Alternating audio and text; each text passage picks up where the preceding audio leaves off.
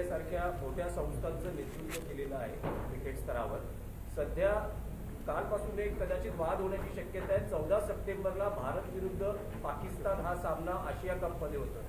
काही पक्षांनी त्यावर आक्षेप घेतलाय. पहलगाममध्ये जो हल्ला झाला त्या पार्श्वभूमीवर काही पक्षांचं म्हणणं आहे की भारत विरुद्ध पाकिस्तान सामना खेळवला जाऊ नये. शिवसेना युपीटीचं इतकं म्हणणं आहे की जर भारतात हे सामने झाले तर आम्ही उधळून लावले असते. तर तुमचं काय मत आहे की भारत विरुद्ध पाकिस्तान सामना होतो? माझं काही मत येतच नाही. मी ज्या दिवशी इंटरनॅशनल क्रिकेट काउन्सिलचं अध्यक्षपद सोडलं त्या दिवशीपासून क्रिकेट मॅनेजमेंट या संबंधीचा विषय मी सोडलेला आहे. पण या सामन्याविषयी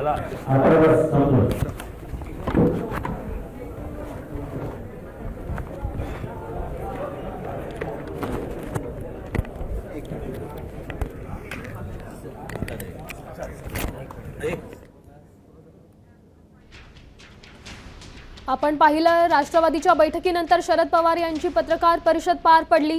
निवडणुकीआधीच आम्ही आयोगाला पत्र लिहिलं होतं असं ते म्हणतायत. काही मुद्दे पहा काय आहेत, सर्व्हर मॅनेज केले जात असल्याचं पत्र लिहिलं होतं असं देखील या पत्रकार परिषदेत शरद पवार यांनी स्पष्ट केलंय. त्याचसोबत इतर अनेक काही महत्त्वाचे मुद्दे होते. आमच्या बैठका झाल्या असं देखील ते म्हणाले. आम्ही सुदर्शन यांचा फॉर्म भरला.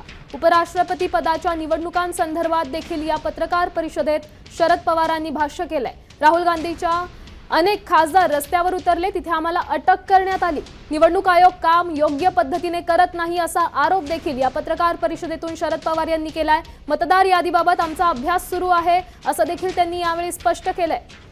राहुल गांधींच्या बिहार यात्रेला प्रतिसाद चांगला मिळाला. अनेक खासदार रस्त्यावर उतरले, तिथे देखील अटक करण्यात आली. आता isakal.com आहे देशातील नंबर 1 ची मराठी न्यूज वेबसाईट. प्रत्येक अपडेटसाठी isakal.com ला नक्की भेट द्या.